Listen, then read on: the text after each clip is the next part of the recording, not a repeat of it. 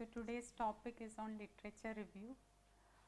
So I would like to know how is the composition of this class. So many of you are students, or how is it like, and what is the background, like how many of you are from engineering background? Okay, and others are from science or so there you have to say that this is addressing this issue and this is not addressing. Say what's been done, so what Yes. a person has done, so what so we don't get a opportunity to criticize like what Criticizing means it is not exactly like very harsh words or very bad way of criticizing, sir. I meant it like we have to bring out the weaknesses. If that all papers are perfect, then I think this work, our work stands nowhere. definitely. So what I was trying to do, like we don't exactly, when we say that this is not, this is the gap that we are addressing. For that, we may not quote. You at least before you say about this is the gap you are addressing, you summarize other papers, and when you summarize other papers, you will you may not, maybe there when you summarize you may not exactly pinpoint the paper and mention that this is not there, but you will summarize and you will write this is not available, that's why I am doing that is yeah, that may depend, maybe that is some style of writing, but there are some other style of writing also is there where you can, where you will mention very clearly that this is not done. Otherwise mostly they will ask what is new in your paper, because this is already done, this is already addressed, they have already done this, what is, why you are repeating the work like that. We will quote what's been done, okay, and we will say this not been done, so we are doing this. Yes, sir. Yes, it is like that, but it is also a possibility that you can, when you mention a particular technique, there you can write like this is addressed, but this work has this problem like that. There only it is. Usually we don't mention that we will have some problem or anything, and we, even if we mention, we will not quote somebody's paper that they should have addressed. We will tell students like, yeah, this paper has this weakness orally, and then we will have to do this. But we will, in literature and black and white, we will not say that this person would have done this. No, I think your viewpoint is different, mine is different, but it is clearly I have gone through the literature and it is there. Even in when I write my paper, in my supervisor also told me the same thing, that I cannot blindly write about somebody's paper in my own opinion that this is not addressed here. So there I have to write somebody else's quotation, like I have to quote that there this work I have to put in my square bracket, this number also is mentioning this problem like that. So there it is, I am not telling only from my side, there are others also face same problem like that, it comes to a conclusion. So I think our styles are different, sir. You are What you can happen, is like you cannot say somebody is not done. You cannot quote them like this fellow would have done this and he has not done. No, so they have done, and this information is not there, so we are doing this. yes, sir, you are in which field, sir? Biological, Okay, agriculture. Okay, okay. maybe in software and in machine learning, whatever. Actually, machine learning, you know, it is a very competitive field. You know, there are some good number of conferences are there. Even in machine learning, if I very specifically tell, even though there are journal publications available in machine learning, conferences are like cream. Because their conferences are very highly valued and it is having very high impact factor, and when you write to conference like your paper should have means very good content, and even when you like what reference you are using or whatever in literature you are covering, so even those things all carries very good impact. Like if you are not covering very recent literature. We are like immediately they may not go through the entire paper. Before that they will give the comment that it is referring to very old reference. Much work has progressed after that, so it is not In biology, the other way around, like we value more publications. Of course, we value conference as well, but not as much as we value the impact factor publications in journals. yes, yes, it is like it depends upon maybe a field, Domain also. yeah, domain also. So it is like machine learning and maybe in some of these engineering fields the competition is so much that getting publications are difficult. So we have to become like go through all the references. We have to say like means even I am not telling just blindly, because when I submit my paper also, I have many times I receive such comments from some reviewers like this what is new in this. So this another paper is also addressing such issues. Can you bring out the novelty, or can you bring out the differentiation between that paper and your paper? Like, so if I what is that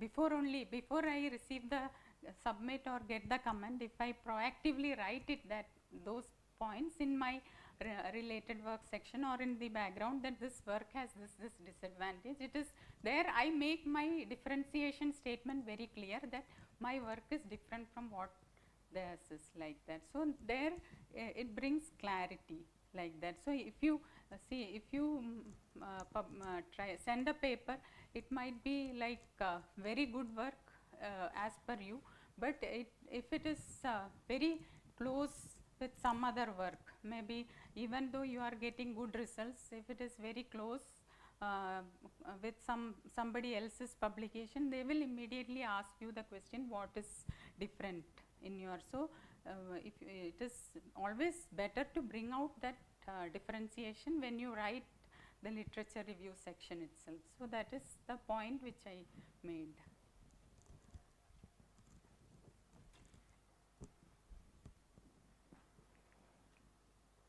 Science. Okay. So all our students. Okay.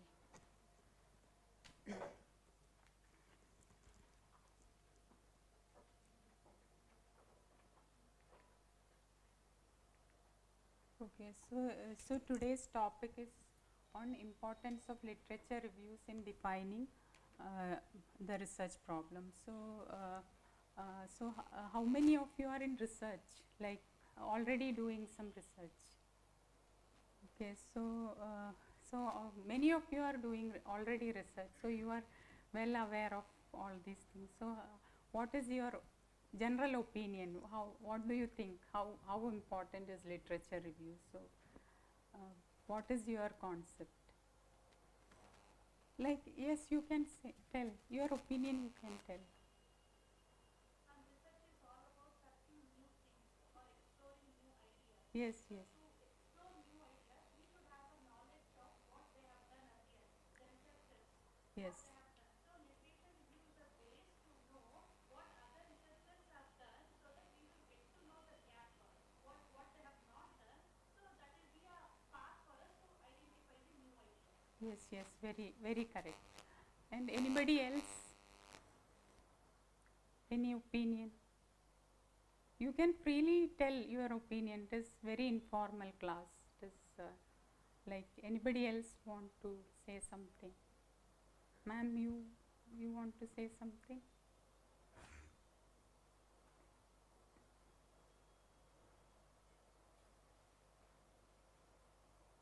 Starting from progress start ಮಾಡಿದ್ರೆ Okay, so like some people think like some conviction is there, like literature review is not so important like that. So some people think it is it's a part of like we have to do it so that we can.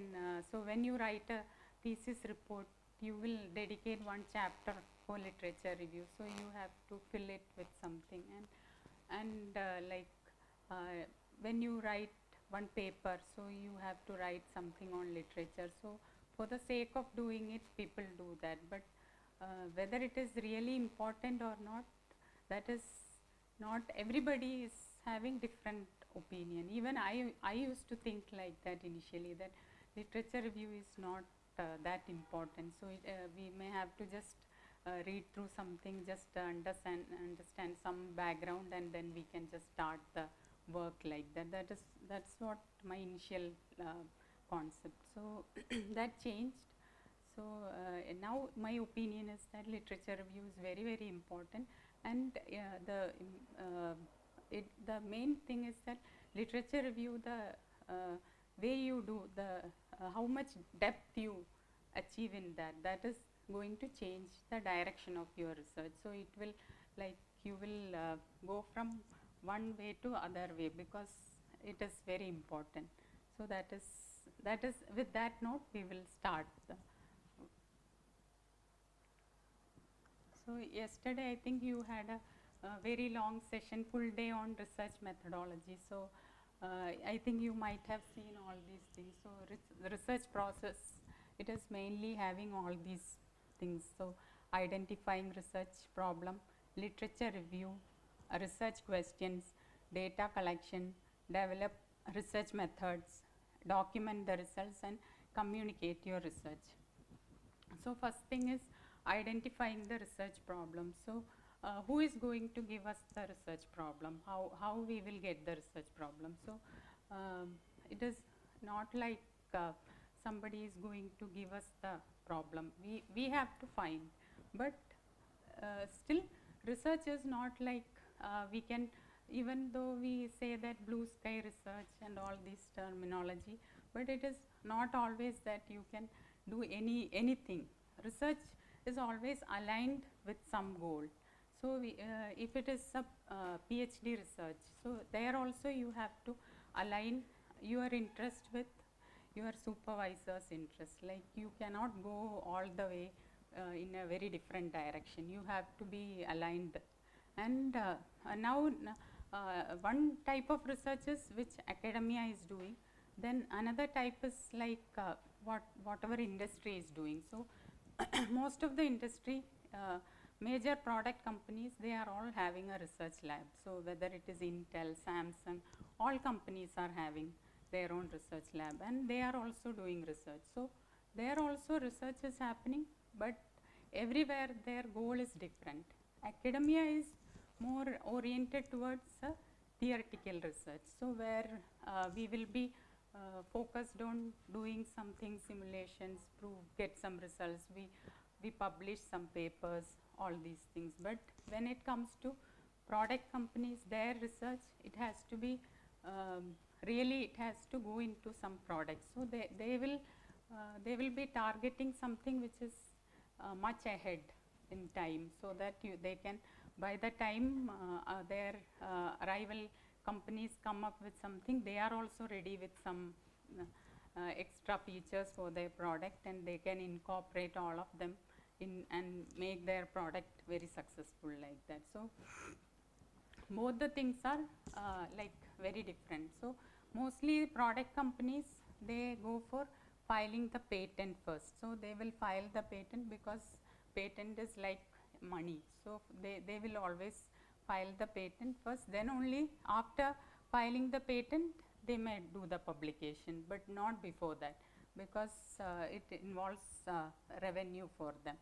And but in academia it is not like that. Generally it is the paper that is what comes first, and there is nowadays that mix also is there, like academia and industry going hand in hand. Like, there are sponsored projects from industry to academia. Even IIIT-B is also having some projects from some of the major companies. So they will have those project, and whatever they will be working for the goals of the company, and whatever they get like results, it has to match, because it has to go into some product or field. So it has to work in that field. So that will be the main this one. And then there also they will have a MOU between the company and the this one and academia, and they will first decide what they will do, whether they will go for a patent filing. So mostly companies will insist on patent filing, then only they will give academia permission to publish the paper. So this is how the research goes on, like and when you say the identifying the problem, so you will not be able to take up any problem of your own interest. It has to align with your supervisors, and even if it is a industry research, it has to be aligned with the goal of the company, their product, and all these things. And when you identifying the research problem, it may be like a keyword, like you will know only some what is that keywords about this is my topic, like that. So you will just so for example, I was doing work earlier, so it was I only knew that keywords for my problem is class imbalance. So I will start my search for my literature from that point. So I will make that keyword some and I will search, and after that I will start this literature review process. So literature review also always start from something like you will go from a chronological manner. So you will always look for the much recent ones, much recent papers, so that you will be knowing the latest development in that. But even then you will have to go to the earlier ones, like whatever classical papers are already there, you will go to those papers and you will read through it, so that you will get a very good idea about what is this, like that. And because there when you read through all old articles, old papers, you will get a very good idea, you will form a good background of whatever work has happened in this field, and what like how madam told, we can do the gap analysis, and all that will be possible. And mainly a literature review is focused on which area, like depending upon whether it is science or technology, you will have various resources to get your literature review, and then you have to go through the papers, and then you will form the research question. So research question is like mostly it is like based on whatever gaps you find on the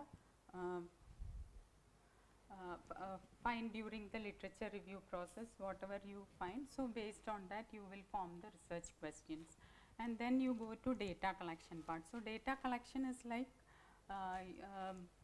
you know, many times if suppose my field, I am working on machine learning, so I am already having data available, like benchmark data sets are there, so much data is already available. I need not go for a separate set of data, but it is not same with all fields. So many times it happens that you will have to collect data, like you may have to, sometimes you may have to conduct some survey, or sometimes you may have to use some equipments and get data for your research. And then after getting the data, you will form your research method. So it is like you will do some implementation task, something whatever experiments, it is mainly like whatever experiments are required, you will be doing that, and then you will document the results. So documenting the result is like you will see how good is your result, like whether it is improved or not, like that. So but in general in research they say that even if it is not good results, even if it is bad result, it is good, it is not a problem. But whatever my observation is that mostly whenever people are publishing paper, it will be based on good results. It is not like, at least if you conduct some 10 experiments, on an average 6 to 7 of them are good, then you publish. If you are having only 3 of them are good and all others are not up to the mark, or comparison is not good, then if you send the paper, mostly you will get a review like it is not performing well. So your method is not good, so you may have to look into it like that. That type of a review, and mostly paper will be rejected. So again you have to go through the technique, and maybe some corrections you have to make, maybe some parameters you have to change, so that it is up to the mark, or it is like comparison, you have a good percentage on your side like that. And communicating the research is again about writing the paper. So when you write the paper, it is like again it has to be like, whether you write a paper or it is a thesis report, it is like it's like more like a storytelling, like you have to connect between all the dots, like it has to it should have a flow, like from the beginning, means whatever introduction is there, then you say about what is the problem, you define it, then you will go to the next stage where you will give the background, and then like that slowly when you approach each section and you finish the paper, it has to look like it is it's very well defined, it is giving a good flow from beginning to the end, and it is addressing the problem like that. So such papers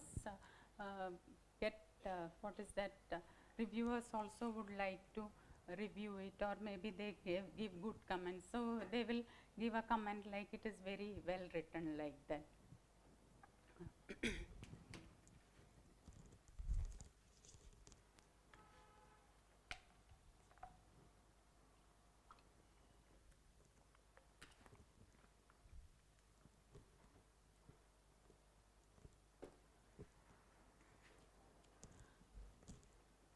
And again writing the paper in that type of a very good manner is a different skill. I think that will be covered in later part of the workshop, I think. So it has to, all these points must come in the paper, and it has to convey your research in a very good manner, so that sometimes, you know, even though your results are good, if you are not conveying the work in a very good articulated manner, then you may not your paper, chances are there it may get rejected. So they may tell various reasons. So first of all, I think there should not be any grammatical errors and typos, because I think that is the first thing. Even the technique before people go through the technique and understand, if they start reading and they find there are typos, there are grammatical errors, there only that entire their impression goes. Then I think they will just read through it, but they will find reasons to reject the paper like that. So it is the entire process of research methodology, like step by step it goes, and each step is having its own importance. And even writing skills are also very important. And today we will be looking more into the in the morning session on literature review part. Okay. So in very short, we can say what is literature review of a topic is that it gives an overview of already published topics by other eminent researchers, and purpose of literature review is to convey already established knowledge and ideas on a topic. So like in a paper nowadays, like when you write the literature review, it depends upon what type of flexibility you have. So some papers may be like short papers, maybe it is only 4 to 5 pages, so 4 pages and plus reference. So there you have to bring everything into a very small section, like background or maybe related work. So nowadays it is two topics are dedicated to literature review. One is background and the next one is related works. So in background we have to cover the entire story, like in short, from beginning, like what all classical papers are there, what all classical work has happened in this field. So from there, in chronological manner, you have to come, like this is the beginning of the work, and then you have to give the reference and mention what strength, what weakness, and like that, and then you have to come up to the very recent work like that. And when you go to related work section, you have to be more specific.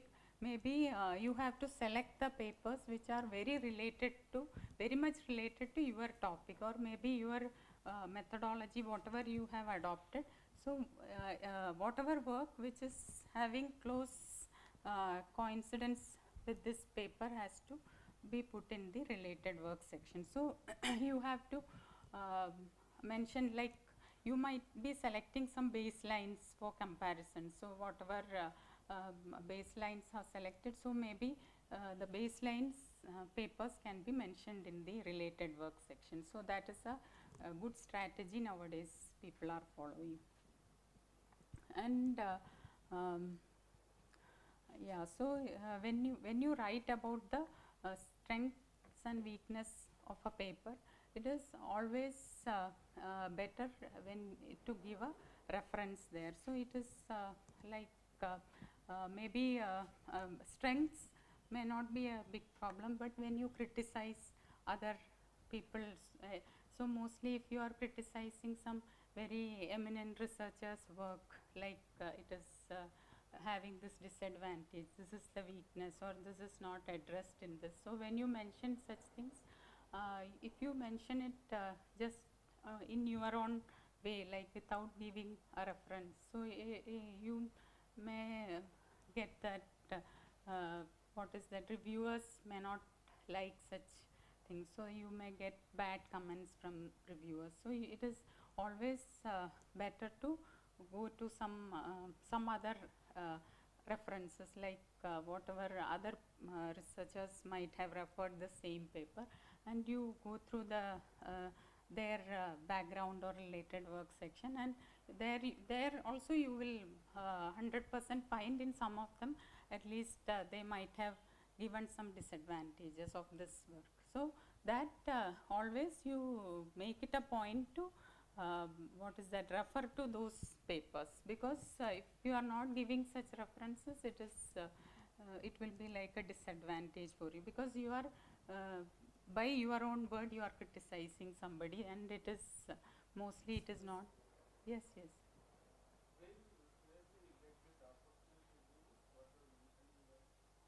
Criticizing, and where you get Criticizing, I meant like we will write about the strengths and weaknesses in the like if you mention a paper in the literature review section, you will we only mention, like, what he has done or what she has done.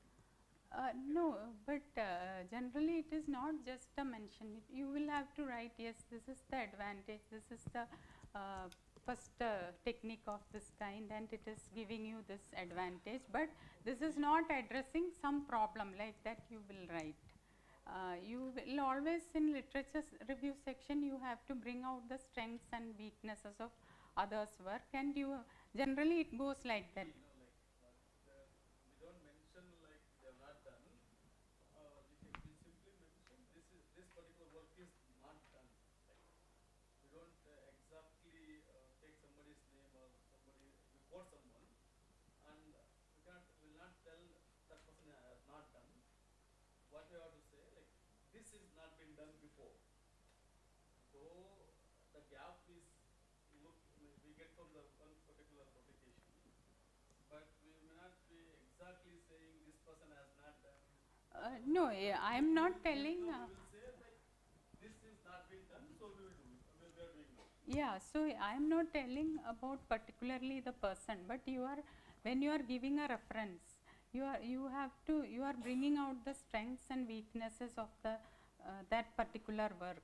You will be writing in the background section. Okay.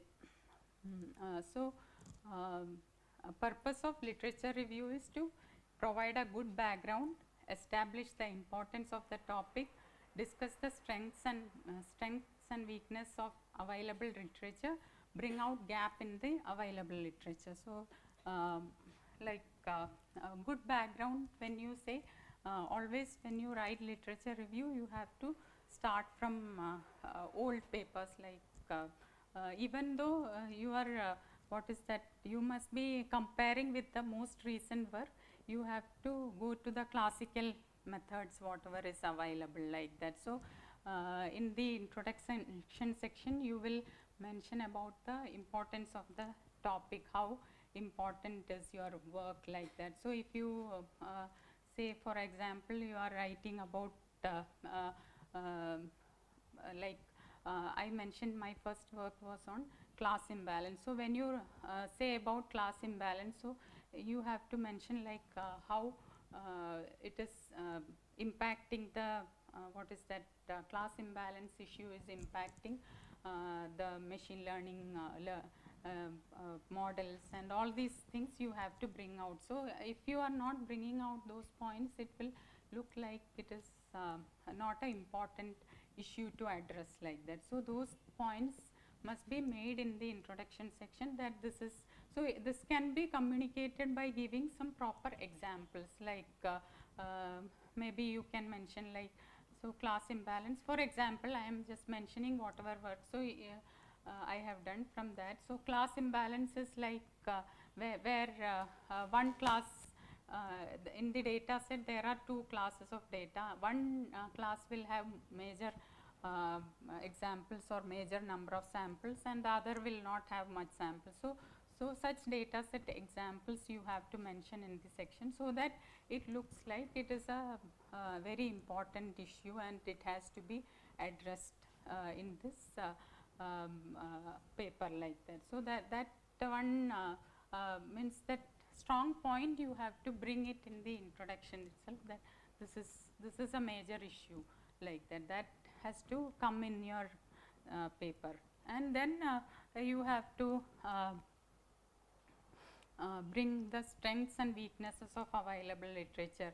So, you have to say what is been addressed, what is not addressed, like those points you have to like you write about each work. So, you begin with classical work. So, you will mention like, okay, this is a very good work. So, this is the beginning of the work in this area, and but this has addressed this issue very nicely, but some other issue is not addressed. Some, it is applicable to some type of data sets, but it is not applicable to some other type of data sets. So, those type of points you have to bring out then and there. So, it will bring very good clarity to your work.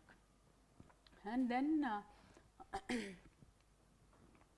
you have to bring the gap. So, when you, if you write strengths and weaknesses in then and there, when you mention the points there, then it will be very easy to bring out the gap when you write. So, when you then after that you will summarize and write, due to these reasons, because these things are not available, I am addressing these issues by my this work, like that. It will be much easier for you to communicate what is already available and what is not available and what I am presenting here, like that. So, that will become easy.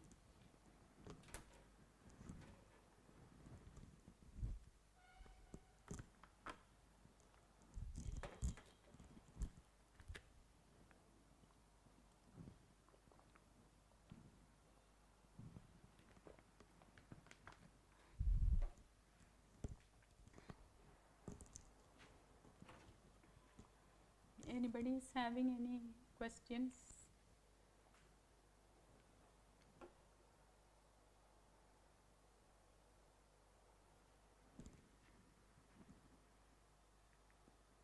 Okay.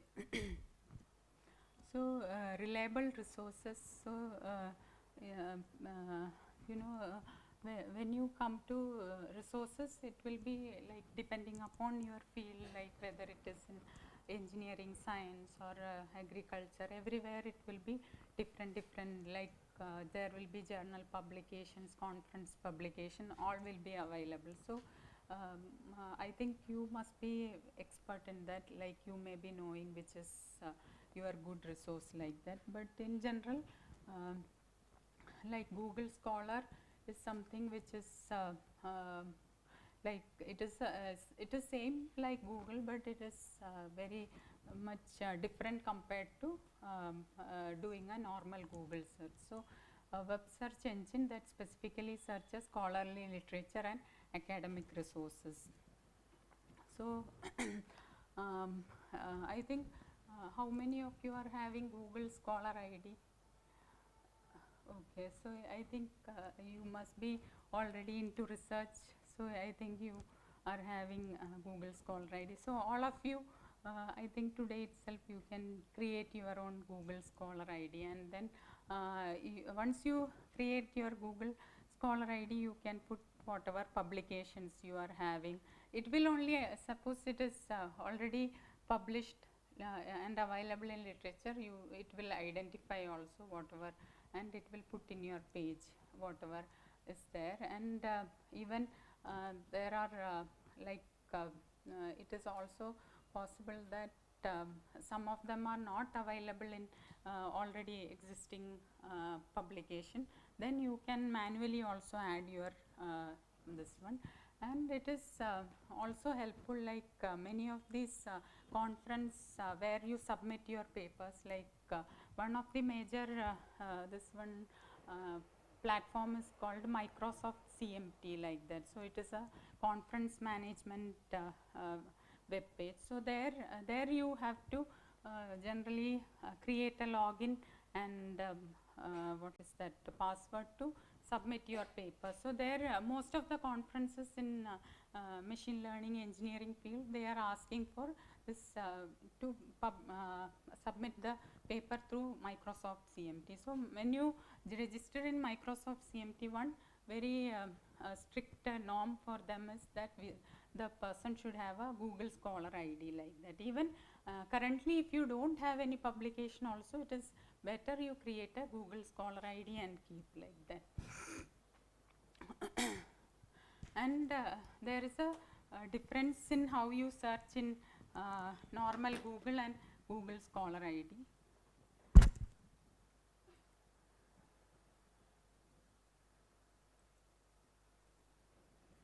Okay, this internet is not working, I think. That person is there who connected the internet.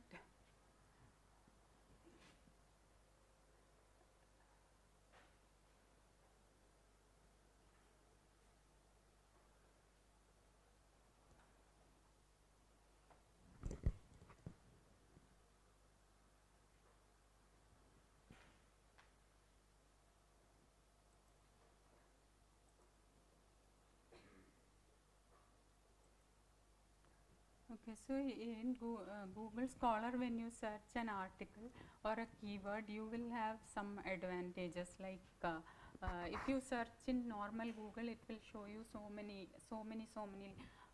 links, like which may not be even relevant to your topic. But this Google Scholar will always search for scholarly articles in that particular field. So it will not show you so many irrelevant links. That is one thing. And you can see what is the like source, if it is freely available, in which conference or which link it is available, it will show.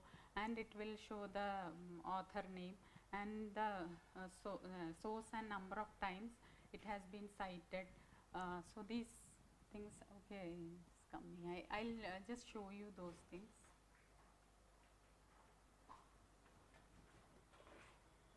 It's not working.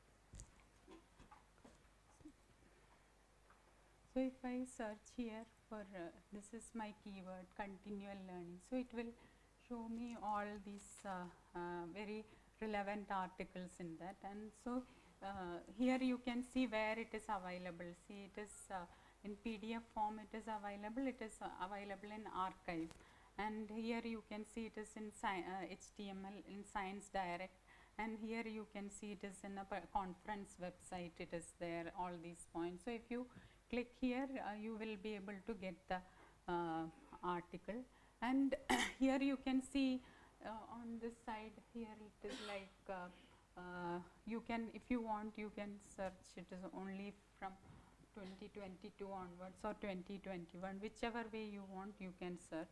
And here you can see it is showing the author names and all these details, and you can see here it is showing it is cited by 113 other articles. So if you click here, you will be seeing all the papers which already cited that particular paper. So if you want to know, like how I told, if you want to bring out some strengths and weakness of that paper, you can go through this page. If you see all these articles, and you will, by reading the heading itself, you will make out how relevant it is to your research, like that. So after that, if you feel it is relevant, you can just go through that, download that particular article and read it. So you will find what the other authors are saying about this particular work, whether it is having what disadvantages or whether it is matching with what you are thinking about that. So those points you will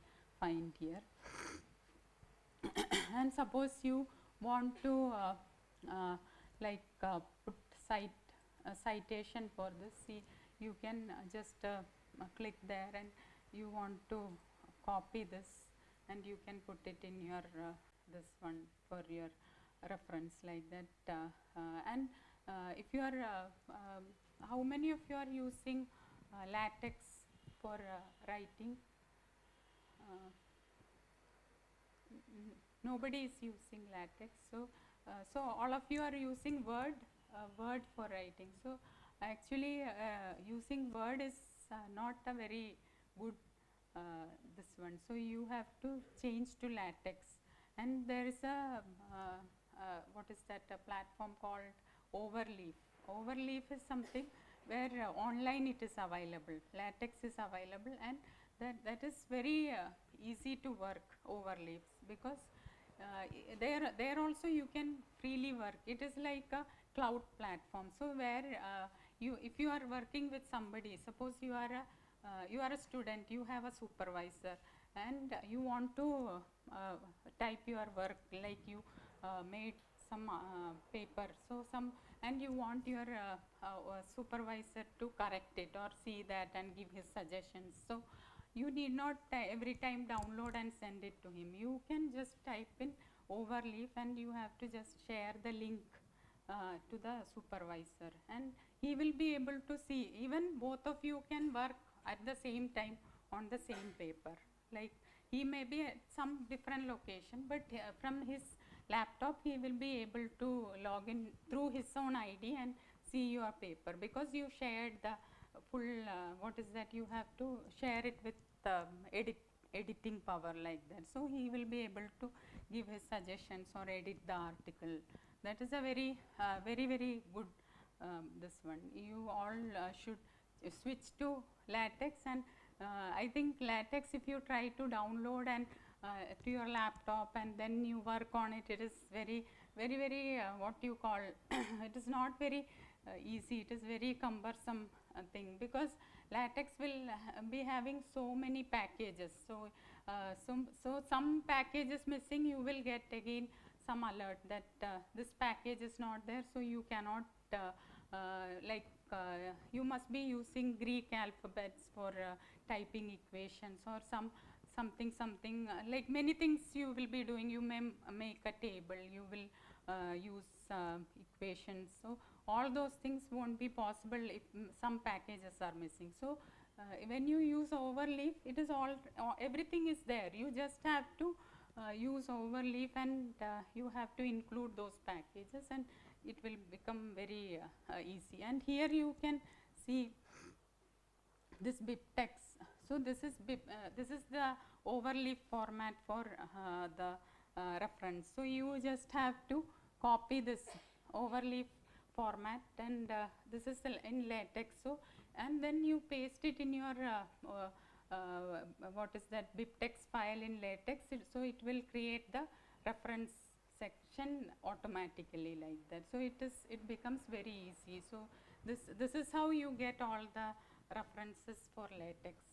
So you need not type it this one, you just have to go to Google Scholar. You have to see that here you can click this site, and then you can click BibTeX. So you will find the BibTeX format. You just have to copy this entire content and put in your overleaf or LaTeX, whatever you are using.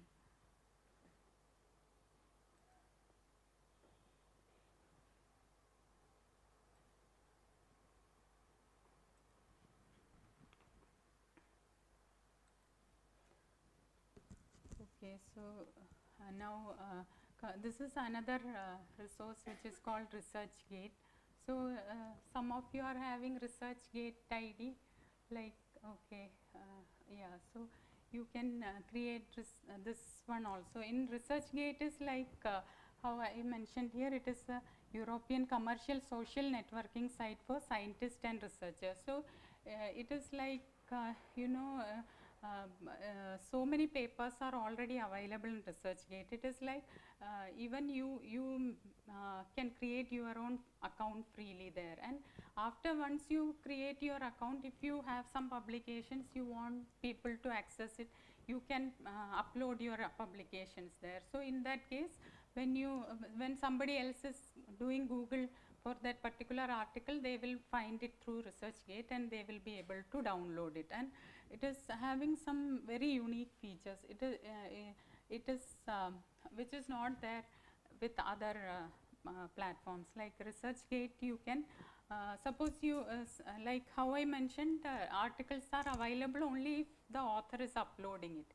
Suppose the author is there in ResearchGate and he is not uploading the article, it will not be available. But because sometimes there will be copyright issues for the articles, because some other like IIIE or some ACM, some other this one may be holding the copyright, so they cannot freely put the article. But there is a unique feature in which if the article is not available, you can request the author for the article. So it will just send a request to the author, and then it depends upon author's wish. If he is willing to share the article, he or she will share, and you will receive the article through your mail. Means you will get a notification that it is shared and it is available to you. You can then download. So that is not available in other platforms.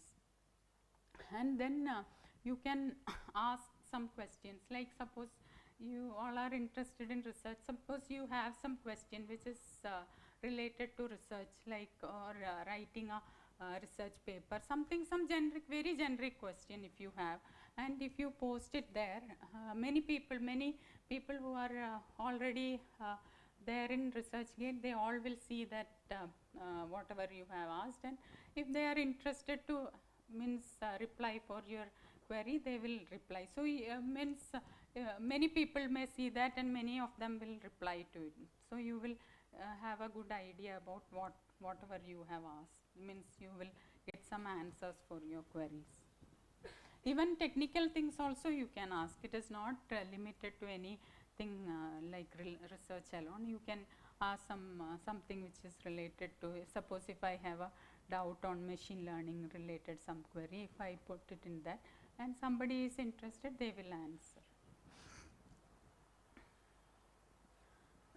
So these are some of the other resources, like but the disadvantage is that many of them, like IEEE Explore, ACM, all these things are like either your what is that, it needs like a membership. So it is a paid membership. So some of them, like your institutions, academia, or maybe companies may have their log in and they might be having a paid membership. In that case, you can just download the article if you are in their premise like that. But suppose if you are not having that privilege of having a IEEE this one, even if you are a member of IEEE also, you cannot download all the articles. I think some of you might be knowing that only if you have to purchase for all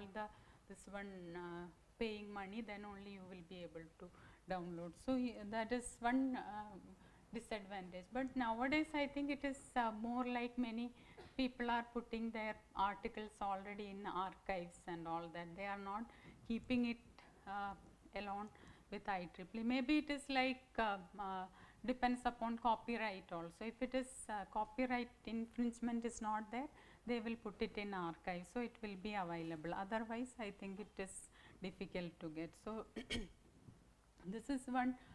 So some of you might be knowing about Sci-Hub. Yeah. So how many of you know? Oh, okay. This one everybody knows. So it is like you can, if you don't means IEEE articles are not available or some other articles are not available, you can try with Sci-Hub. So sometimes it is possible that it is available in that. But here in that case also we cannot have guarantee, like all may not be there. Some of them will be available and some of them won't be available like that. Like this subscription will be individual institute based. Yes, yes. So now the government of India they are asking the institutes to not to subscribe individually. So throughout India, government only doing all this. Oh. All institutes will get. Okay. So now they are asking them to stop individual subscriptions. So government only will subscribe for all. Okay, okay, yeah, yeah. That's a good news for all the researchers. Yeah. Actually, IIIT also is having subscription, but it is only we are in the campus and we are using their Wi-Fi, we will be able to download it freely. But when we are not, because we don't have the account details, and when we are at some other place, we cannot. Then the only thing is possible, we can request our library madam, and she may download it and send. Request for friend or institute. Yeah. So it is. This is good, like if it is centralized like that. Yeah.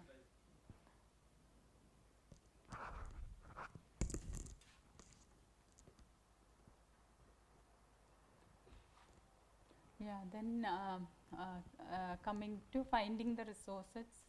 So it is like a keyword search. Keyword search is what you will do in the beginning to find what is relevant literature like that. So it is like you have to identify first of all the most relevant keyword for your topic. So then you will be able to search, and maybe like if you search in Google or Google Scholar, again it will be Google, maybe initially it will be useful because it will show you so many links in which some of them will be even though it is not a PDF or the publication, but it may show you some of these what is that, blogs. Nowadays people are writing blogs on many of the research and technical areas. So you will see some blogs. So blogs are generally very interesting to begin with because they will have lot of what is that, some diagrams, or maybe it is like some what is that, comic and all those things they will put, and they will if you go through it you will understand the concept like that. So in the beginning it is a good thing, you can just search in Google and you will find blogs or some those type of things, and you will understand the concept clearly like that. And then once you are clear with the concept, you can do the Google Scholar search and you can just get the relevant articles.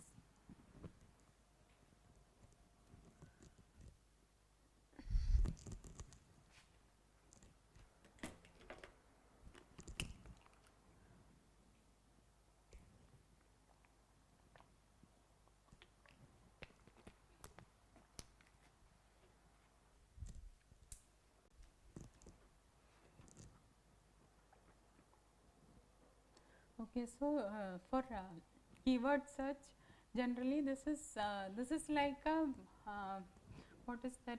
It is a process, but generally nobody follows this type of a very strict process of doing keyword search. So it is like you can use some symbols, so that if it is suppose some words are there like globalization, which is written with 2 different spellings, so you can use question mark to what is that, whichever both the things will be searched like that. And it is there like star you can use if you want to search all articles which will have manage, manager, management, managing, all these things. So you can use star symbol. Then you can use or and all these things for your keyword search. So you can put bracket. So bracket is like it will fix the order of that, and it will come up with articles which is having both means either of them, university or college, and then others also like that. And then you can suppose you want to find all the articles which is having a particular like term which is called solar energy or something like that. So you have to put double quotes in that and you have to search.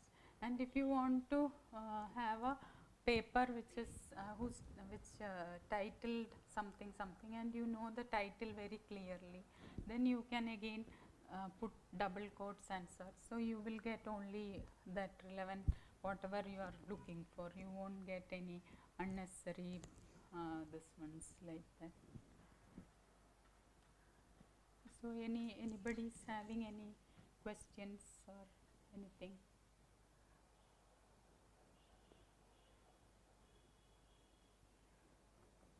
No one is having any. Everybody understood everything, or nothing is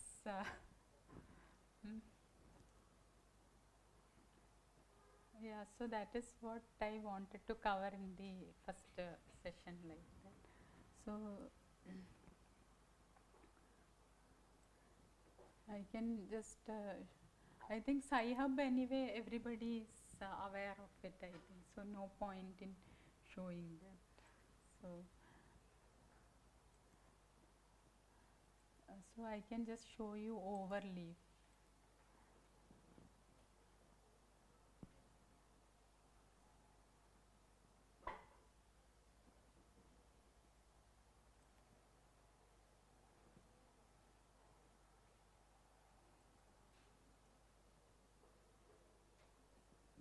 Yeah, so overleaf is like, you know, initially you will feel very working in latex is like very much headache like that you will feel, because it is like in a way, if you say, it is like writing a small code like that. It is not like in Word when you type you will be just like that typing like that, but in case of this latex, when you use it is if you are typing only text part of it, it will be like typing it. Otherwise it is like means when you type the text part of it, it will look like you are typing in a notepad or something like that. But otherwise all symbols, everything you have to add. I will just show in this.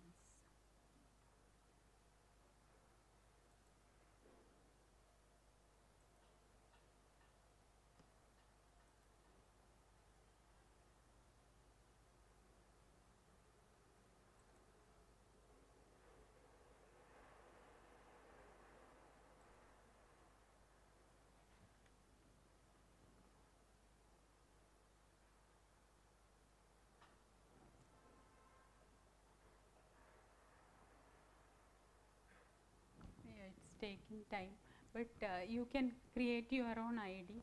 So it will be like, even you have to make a table in latex, you will have to type it. It is not like you can like in Word means you will make a table with all that sides and all those things, like lines you will draw, you will make a table. But in overleaf it is not like that. It will be like you have to type some syntax for table, like that you have to. So mostly syntax, if you in Google itself you can search like what is the syntax for a table, like that. So you will find it, you can just paste it, and how many columns and rows you want, you can just change those parameters, and then you can start adding whatever values you want in, like that. So some kind of syntax is more in latex compared to initially you will feel, but in Word you might observe that once you type the entire thing, sometimes it may happen that everything will change. Once you make a small correction, everything is gone, like you may have to do lot of formatting to bring it back to the original form, like that. But those type of things won't happen with latex. So it will be like it is, you make everything and you can just create the PDF. It will be and mostly you will, for all conferences you will get the template for latex, like it will be available. You can just download the template, and in overleaf you can open it and you have to just start typing. So that is very easy process.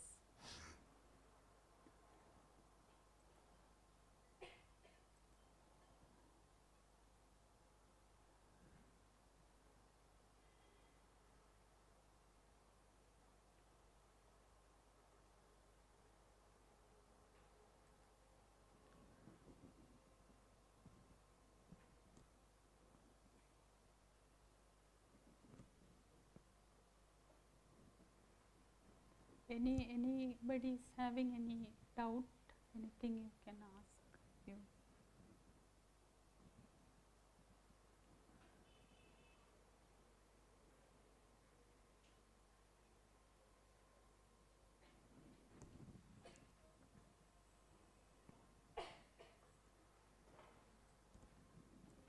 Can you have break for 2 minutes or Yeah, we can have breaks. tea break? Yeah. Yeah, that after the tea break. Once you shift. Yes. Any questions? Yeah. No questions. They understood everything. Or it was so boring that they Anything they all understood Ye- ye- something or not?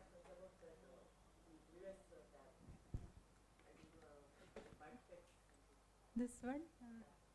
Yeah, BibTeX.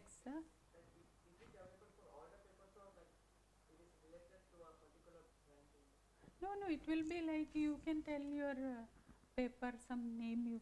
You can just search and say it will be there. If it is available, like only thing it has to be available like this. No, it PDF, or it is publicly available. It will be there. Only in case if it is not sometimes if it is restricted in if it is only there in IIII or something, then maybe you but even in that case also in IIII web page, you see they might have given the whatever format is required, it might be there.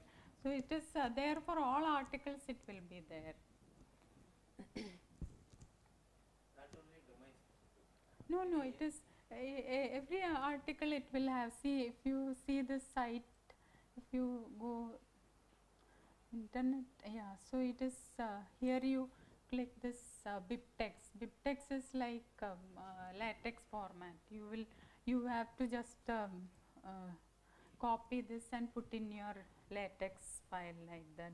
So your reference will be very easily generated. So you need not have so much of getting all the reference and putting in one place. You just have to copy that and put. And you know, one more very good advantage is that after that in overleaf or latex, you just have to put wherever that reference is there, it will like you mentioned, like /site, this one, like that one format is there, /site, in curly bracket you have to write some keyword here, it will be there for this particular paper, and it will all places it will come correctly whatever reference you want, like it will be in that particular conference will have a format, like suppose some places we will be just putting square bracket and putting numbers 1, 2, 3 like that, but it is possible that some conferences will write in a format like author name or something. So whichever format it is, it will come in that same required manner at that place. Is it clear? Okay. Thank you, madam. So just 15 minutes, you can have tea break and come back at 11:45. Yeah, so I think in next session I will just show you this overleaf. Now this one is open, so I will show you.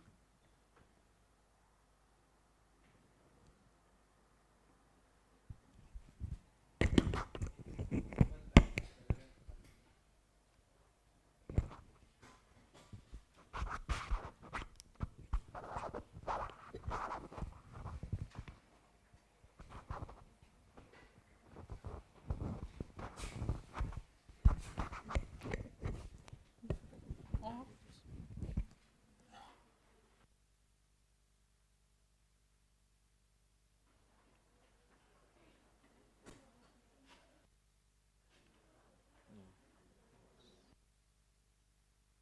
It is not like Word. So Word means you will see everything in place. So in this case, it will look like an ordinary text document like that. So it will see these are the packages. So if you download like LaTeX and install in your laptop, you may need all these packages for different purposes. So if it is like so many things, like if you have to make table or equations, everything, see this AMS math. So this is something which is needed for math equations like Greek alphabets and all that. So you have to download so many packages. But when you have this overleaf, these things are already there in that. So you need not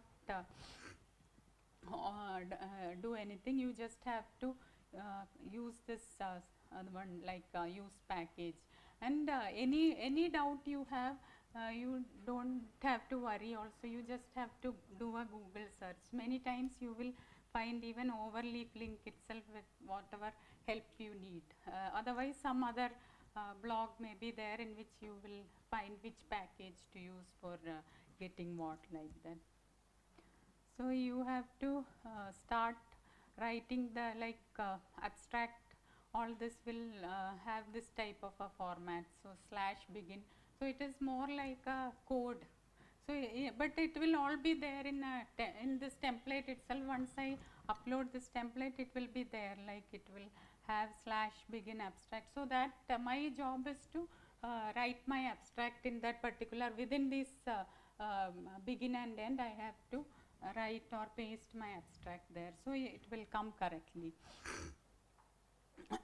And everything will have so keywords means again it is another section, and for that it will have this kind of a what is that format will be there. Then introduction and like okay, so suppose if you have to put figure also you have to upload here. Like if you have a figure or image, you have to see this. This is the file. So here you have to right click and upload you have to do, and then you will so it will show you what you have to upload, or whether you want to put it from another project, or if it is there in your computer in your drive, so you have to just drag and put it here, then it will appear there, and then you have to just put the name of the file here. So here you can see so that file name only is if it is a PNG file. See here you can see block diagram, block dia underscore training. So this one is the file name. So I have to just add my file name there. So it will and then if whatever once you start typing, you want to see the how the look of the PDF, you just have to go to the PDF. See, you have to switch between the editor and PDF like this. You have to just click this button, you can switch between them. And suppose you have made some changes, you have to do this, press this recompile. So only requirement is that you should have internet, like Wi-Fi connectivity should be there, because it is everything is happening online. It is not in your laptop. And one more advantage is that anything happens to your laptop or whatever computer, so this file is in cloud, so it will be always safe. You need not worry about that, okay, my laptop crashed, whatever whatever paper I typed, I lost it, like that. So that will not happen, because it is in the, it may have some disadvantages also, but this is one major advantage. It is there in cloud, you will always be able to access. Even you go anywhere, you can just log in and get your this one. So you once you put that there, you will see all the figure, everything, wherever you want, you make the placement of those code, accordingly it will appear. And you can switch between this editor and this one, and get, even for making this table also,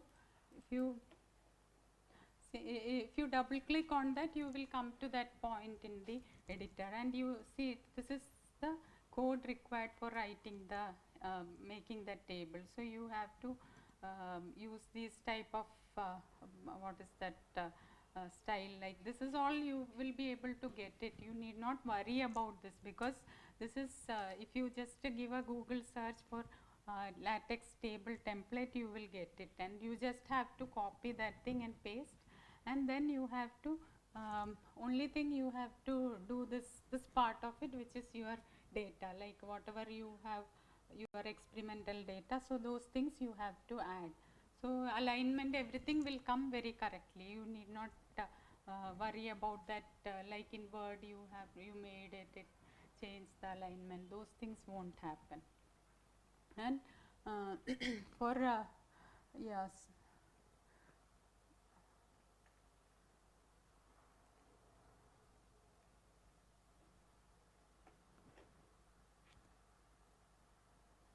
yeah, so this this is the reference file. So this is with the extension .bib. So main latex file will be with the extension .tex, and this is the reference file, and it will have a .bib extension. And you like how I mentioned before, you just have to copy this thing from here. If I want to refer this article, I just have to copy, and just anywhere I have to paste it like that. And even the way like suppose you want to in your article some compulsion is there, some order has to be maintained, those things also we need not take care. Once you mention in the text of your in my main text how I refer the articles, in same order it will come in the final reference. So in the PDF it will whichever way I might have put the references, same way it will come. It will not be in the order in which I pasted in the bib file, it will be in the order in which I referred in the text file, like that. So this is a very good utility.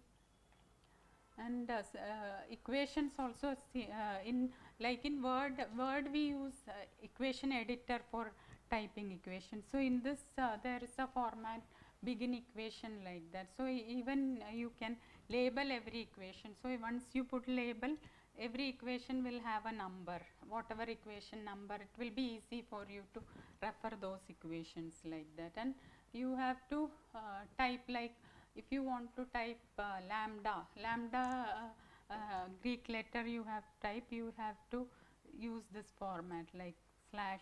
So this is how max equations we have to type. So it will be little bit all this, it is like how you type text, same way you have to type it, and entire thing is like a typing work. You have to, even whether it is equation or table or any figure, everything you have to just type and enter the things, and it will all appear correctly in the Word file, in PDF file. And you have to run this suppose you made any changes, you have to do this recompilation. So once you recompile, whatever change you made, it will appear here like that. And then after that, you can, if you want to submit, so initially if you want, you can just download it. So this you can press and download the PDF, and it will be, you can comfortably in a PDF reader, you can open and read the article. And if you have to share with your supervisor whatever you made, like you are making daily some changes in the publication, like the paper, you need not send like PDF every day. Instead you can click this share, and there will be this copying the link will be there. So you can just anyone with this link can edit the project. So you can just copy this link and just send it to your supervisor, and then supervisor will be able to open the same document from his laptop, and even he can give you his suggestions. And there is an option, like if they want to tell any message, like if your supervisor is asking you to make some changes or edits, so he can just put in this chat. So you can anywhere, when anytime when you log in, you will be able to see these messages. Okay, so this is what I have to do, and you can make the changes. So this is a very good utility, because all are interested in research. You can switch from Word to LaTeX. It will be very good. I think maybe in the last days one session is there, I think. No, on right. Fourth day it is there. Okay. Okay, okay. So she will also cover maybe in more detail all these things.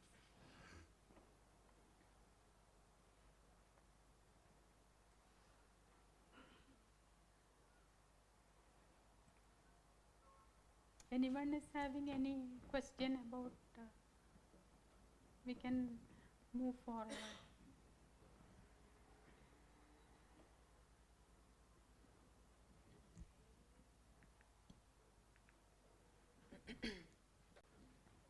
So this is the second topic, which is identifying gap areas from literature review, shortlisting review style. So gaps in literature. So what is gap?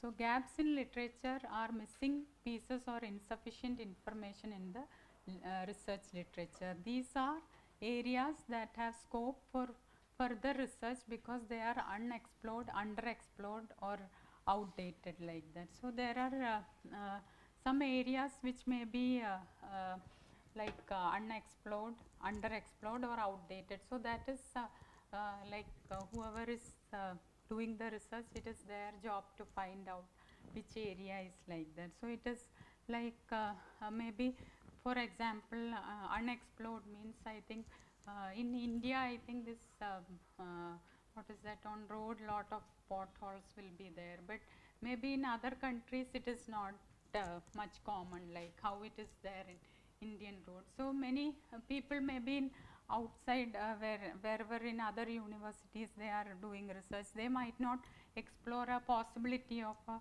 pothole detection algorithm or maybe pothole detection technique like that. So that is something like it becomes a unexplored area. So there what you can do is you can try to develop some techniques which can identify the potholes, and it will become like something which nobody else tried. But it is nowadays the kind of so much big crowd is doing research in every where all countries, in even in India. So I think maybe unexplored terrains, it may be very difficult to get. It is very sincerely, if I say, it is maybe very difficult, but maybe it is like less explored like that, which is the best possibility like that. And then underexplored.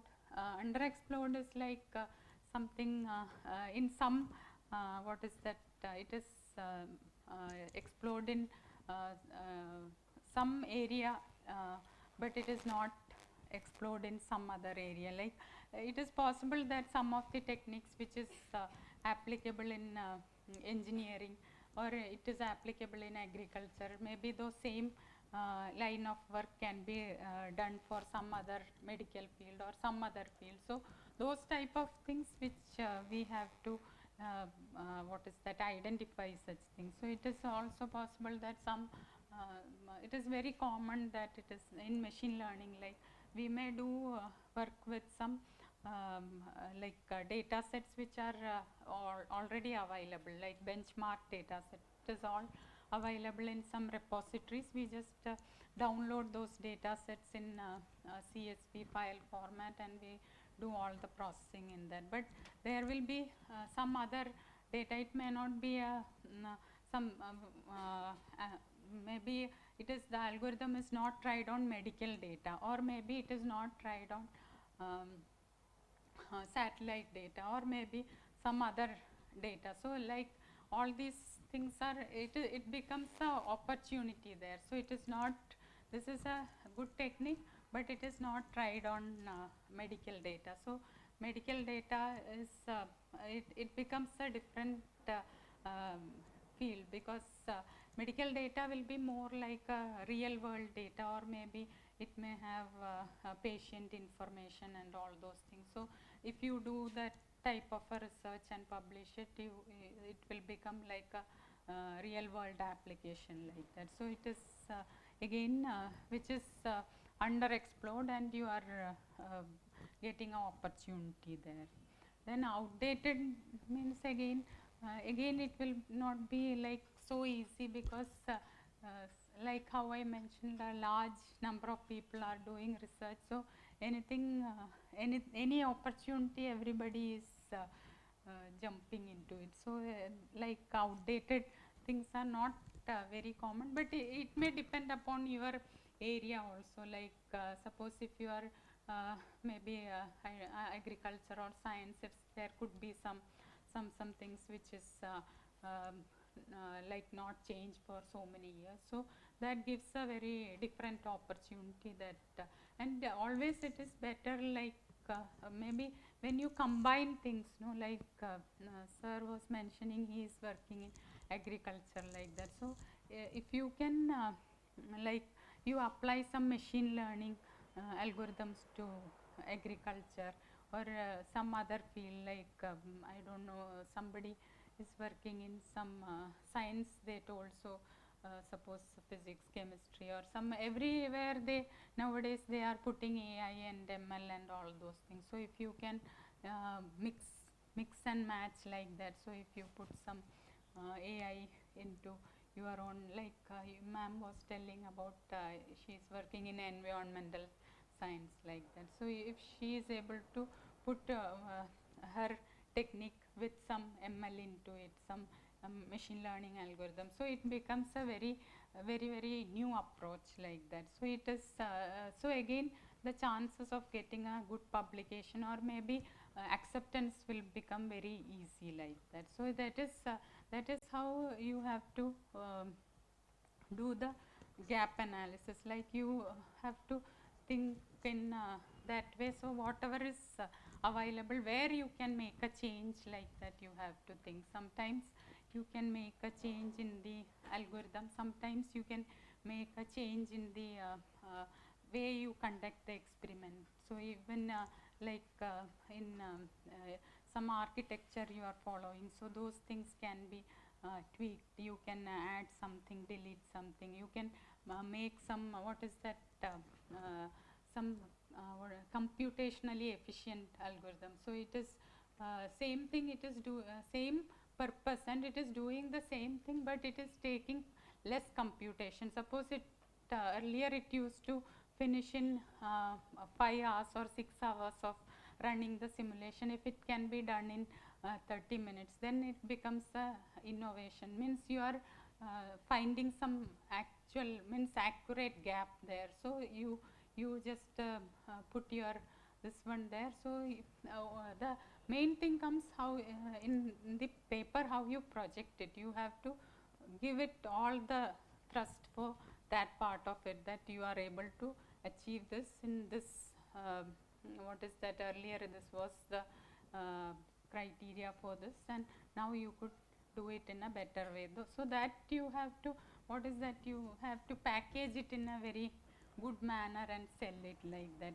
You are having every ingredient, but the packaging, how it goes, it matters a lot. So you identify the gap in such a way, like mostly it will be like sometimes maybe timing constraints can be there, or maybe it could be like earlier some what is that, earlier, so in machine learning also there were no GPUs were not available, so it used to take lot of what is that, compute resource was very less. So now that those things are changing, so those that is how what is this field also got so much of thrust, because now compute has changed. So those type of things, whatever in your field, it can be put into your package, that you have to pick up correctly. So that I think you must be knowing very much better way than what I say, because you are expert in your field. You will be knowing which is the particular area which you can select, and you can make it like it is filling the gap like that. So that is one major thing, and you have to see like data sets also is important, how you get the data. Like suppose you are taking the data and when you are taking the results from some other paper which is using whichever data, if you can conduct the same experiment and you can give their means those results also you can do it yourself and give, it will have more impact, because your experimental setup will be always different. So so those things will give your paper more, what is that, this one, it will give the outlook of a fair comparison like that. If you take the results, many people will do that. If you refer a paper, if you are making a comparison, you will just take the results from some so this mistake even I also did. So what I did was, I was referring to some papers, I was making the comparison, so I just took their results and same I made the table and I put the results for comparison like that. So what the comment immediately I got was that this is not a fair comparison, because whatever their setup and their even in machine learning, whatever compute available also matters. So it is not a fair comparison. So then that time onwards, now I try to do run the simulation and get the results, because nowadays many time this code and all will be freely available. So I can just get the code and then run it in my setup and get the results. So that will be more convincing compared to you put their result like that. So still some people are doing that, but many reviewers may not accept it like that. So steps to identify the gaps. So one is exhaustive literature review, and then gather relevant literature, read through the breadth and depth of the selected literature, identify the gaps for new contribution. So it is these are the 4 simple steps. So first and foremost is like exhaustive literature review. So you have to keep what is that, downloading so many available literature, and after downloading, the main thing is that you have to go through the paper very thoroughly. So you have to go through the breadth and depth of the paper, means you have to means their method section mainly you have to go it in very critically, you have to analyze it, so that you will understand what they have done, what is their method they are following in their this one like that. So so they may mention what all data they are using. All these things are very relevant points. So what is the method, what is their data, what is their compute, or whatever, if you are doing a simulation or coding kind of thing, means you have to see what software they are using for simulation and what how they are getting the output, and then you have to see what all comparison strategies they are using. So when you compare, suppose you are taking a particular topic, there may be some kind of comparison methodologies or metrics which they use for comparison. So those things you have to be very clear, like if you use a different metric, or maybe sometimes which is which may not be very convincing to the reviewer. So you have to select the metrics which is used in most of the papers, like most of the publication, what metric they are using for making the comparison, that you have to specifically select for your comparison also. That is a major thing. Maybe you can apart from that, 1 or 2 extra metrics you want, you can add for comparison, but you have to make sure that minimum at least that is there, like that. And data set also you have to see, when you compare data also should be similar data. If you cannot, if it is a very different data, that is also acceptable, but you make sure that you do the analysis for all the comparisons, like that. So you cannot means you produce your results for a particular data set, and for others are not available in that thing, then I think again the comparison is failing, like that. And then identifying the gaps. So identifying gaps is not, it is not just it is something which is where you have to put your more your mind and intellect into it. It is not like we can say that it is defined like this is the procedure, like that, but you may have to see what is happening in your field, what you can combine. So mostly when you combine some 2 different things, you will get a very good result, like that. So it is, if it is possible, you always should follow that type of a strategy, in which you take something from some, like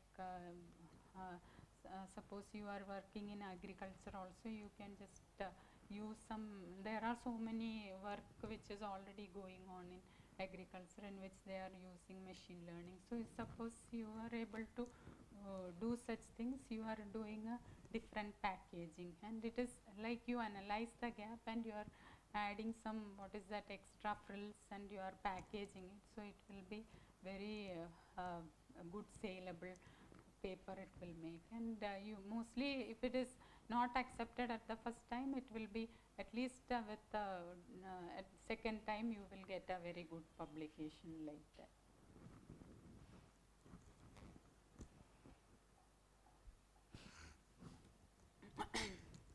So now locating the gaps. So gaps could be like population or sample.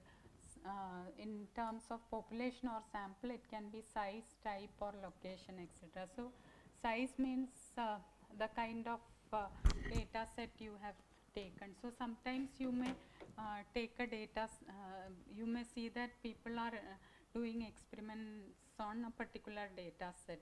So it is a very small data set. Suppose it is having some something like 10,000 samples only. So so you can term their technique like it is only catering to the what is that smaller data set or smaller sample size. So you can just go for your technique, and you can do the experiments on a bigger data set, like you can make it from 10,000 samples to 1 lakh, or maybe more than that. So you can say that your method is catering to much bigger data, like that. That is one big advantage, because when experiments are done on a very small or small scale data set, it is generally people have outlook like it is a limited this one. It may work for small ones, but it may not work for big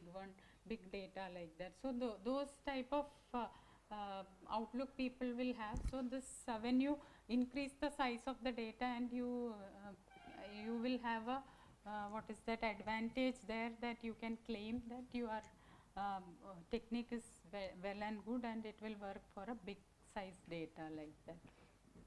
Then type of data which I mentioned, like if you are see that your referred papers, they are working on something like benchmark data or something like that. So you introduce some new data like medical data. So when as you introduce some real world data, the entire you will have to take some extra pain in that, because it may be a little tough for you to make your technique to work for that, because maybe so many iterations will be required to make some adjust some parameters, so that it will, because it is a real world data, so it will have its own disadvantage. So if once you do that and make it work, then it makes a very strong background for you. Means your paper will have extra strong points. So it is having that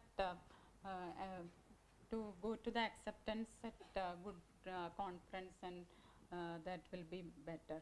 Then location is like this is something which is applicable with satellite data, or even other things also, if it is possible. Like suppose some experiment which is done in some other country, like in China they have done.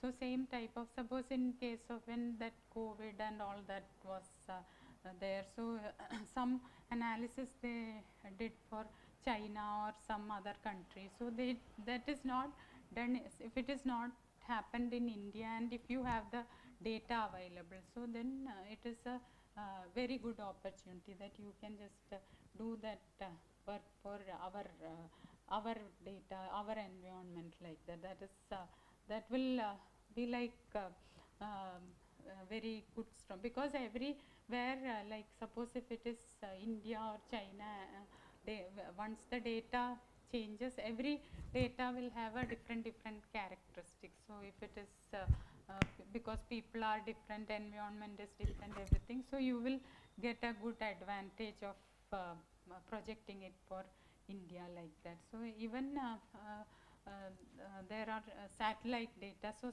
along with remote sensing data, also this type of work is very common. Like if it is so satellite data, if it is done for some other location, suppose if it is you can imagine if it is done for Bangalore, but if it is not for the entire country, India like that, so you can extend it to full India.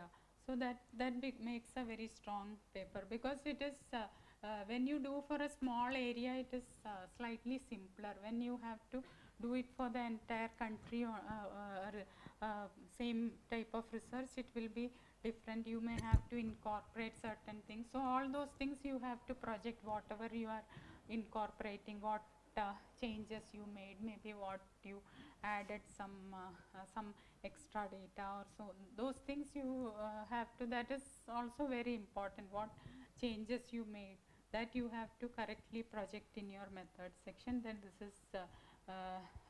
this is not available in earlier this one. So because you made the changes in the data, you incorporated these changes, and now this is working, and it is giving this good result like that.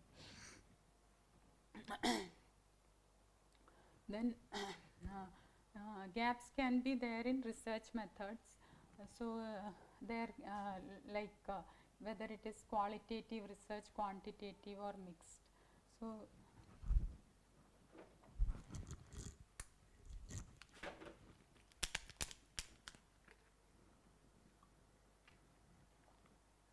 are you people bored or what?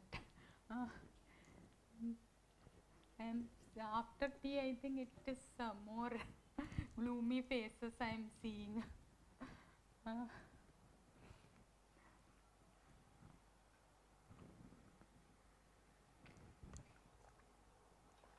because research is involved. These are it is painful process, research as such.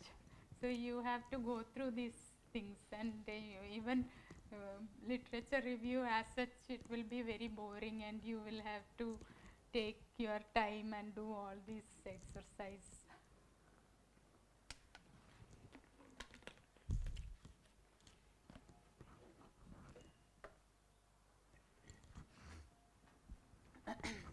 So qualitative and quantitative and mixed research. So if suppose sometimes it is possible that so those things you have to go through, you will only understand if you go through the other research papers. So if whether they have done a qualitative analysis, so sometimes their data may be mostly based on qualitative data. It may be like mainly like some what is that yes or no, or maybe it may have what is the medium, low, high, all these type of what is it will not have much quantitative data which is having.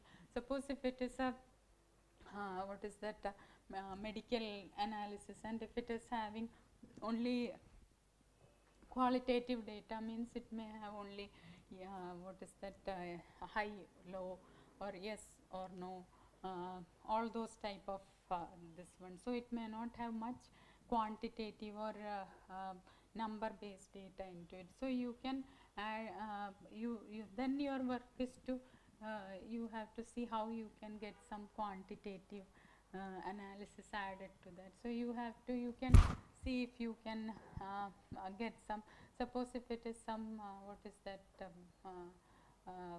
some heart attack prediction or something like that. So you can see whether you can include some what is the blood pressure parameter into it, or maybe if you can add body mass index or something like that, which will have. So better you make the analysis instead of qualitative, you can make it a mixed analysis which includes both the things, qualitative and quantitative. So it will fill that gap, and you will be able to get some better strong results like that. Then data collection or analysis. So data collection, as I mentioned, it is major this one, it is something like it could be sometimes it is possible that you may have to conduct your own experiments, and you have to collect data for your analysis. So it is possible that you may have some kind of machinery or something which you have to run and get the readings like that. So all those things you have to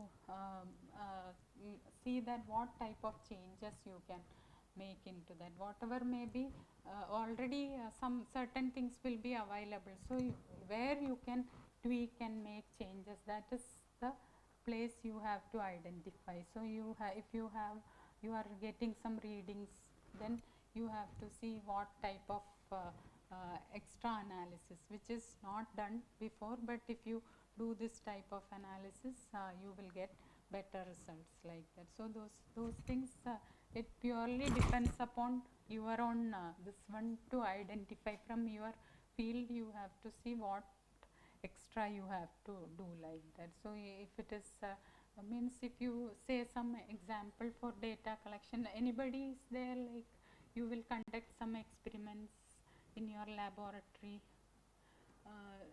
there may be people here who are doing experiments. You are so what type of experiments okay, so what you will do in lab? Extraction. So you will conduct some what is that, some chemical experiment. Okay. So you may have something like you may use some certain chemicals for reagents to conduct the experiment. So if you can see that whether you can change some analysis or those type of things you can try or not. You will be able to, so some new reagent has come, then you will be able to try with that. Correct. So you can see how the results are coming like that. Even many other fields like even in engineering also, like whether it is radar or sonar, or if you work on such type of equipments, you will be working outdoor, and outdoor they will have the machine means setup, because earlier I worked in defense R&D. I know that they will set up the equipment out, and they will send the signal, they will receive the signal reflection back, and they will have some equipments to measure that, and then they will tabulate it and do some processing on it like that. So there are different place. There also you have to identify where you have to tweak like that. You can even maybe the receiving part of it you can tweak, like there could be a setup which is receiving the signal, so maybe you can something, as of now it is receiving strength is not good, so you can do something to make it so if you are getting a reflected signal, and if that strength is not good, means you are not you will not be able to detect what is happening, or your results won't be good. So what you will do is you will change the receiver side. Maybe you will add something where you can make the reflected signal strong, so that you can extract more information from that. So those things will like make a what is that, filling a very good gap like that.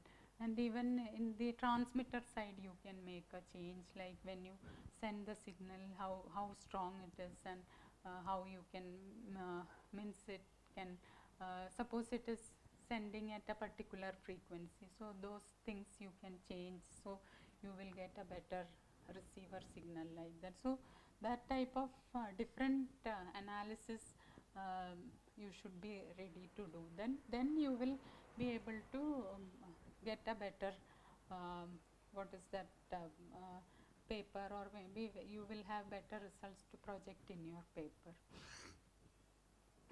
Research variables or conditions. Again, research variables, there may be so many in machine learning. When we do, there is something called hyperparameters. So that is like some parameters which we can change. So once we change that, our entire result will change. Like we can tune that parameter, we can increase or decrease it, like we call it some learning rate or some other constant. So those things are not fixed. So those type of things also always we can change, and once we change it, we will get better results. And whatever we are making those changes, these are the things which we have to project in our result section of our paper also, that these are the parameters which we use for our experiment like that. That is something which is very important. Sometimes if we are not giving such details in our paper, then maybe reviewers may question that why this is not reported like that. So whatever may be the changes you are making in your algorithm, or whatever may be your experimental setup, you always remember to make a note of it. So especially when you are working in software like coding and all that, sometimes you will keep on changing the things, but you may not note it down. So such things happen, then you will not be able to report the correct parameters like that. And even it will be helpful if you note down those parameter changes, so that you can make some graph how those things are changing like that. So it will be very means it will give a very good projection for your work, like this is how the variation comes, or this is the optimum point. Here I am getting the best result like that. So if you are able to take out such things from your experiments, it is going to give you much credit. Means it is it makes your entire publication very easy like that. Anybody is there MS students, like or only PhD people are there?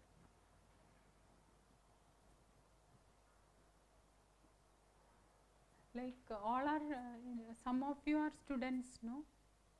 So all are PhDs.